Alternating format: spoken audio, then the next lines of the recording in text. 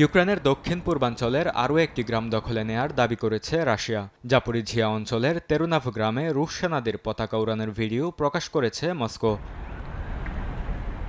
ভূমি হারানোর মধ্যেও যুদ্ধে লড়াই করে যাচ্ছে ইউক্রেন। রাশিয়ার ভেতর হামলা চালিয়ে রাডার, ড্রোন ও গোলাবারুদের মজুস্থল ধ্বংসের দাবি করেছে কিয়েভ। অন্যদিকে ইউক্রেনের খেরসন শহরে যাত্রীবাহী বাসে বোমা হামলার জন্য রাশিয়াকে দায়ী করেছে ইউক্রেন। এ ঘটনায় একজন নিহত হয়েছেন, আহত হয়েছেন বেশ কয়েকজন।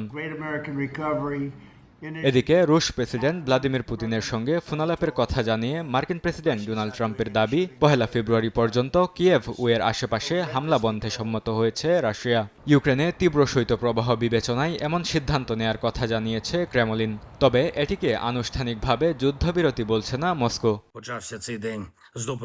অন্যদিকে যুদ্ধবন্ধে আলোচনার জন্য পুতিনকে কিয়েভ সফরে আমন্ত্রণ জানিয়েছেন জেলেনস্কি। তবে মস্কো বা বেলারুশে গিয়ে আলোচনা করা সম্ভব নয় বলে জানিয়ে দিয়েছেন ইউক্রেনের প্রেসিডেন্ট। বরকতুল্লাহ, সময় সংবাদ।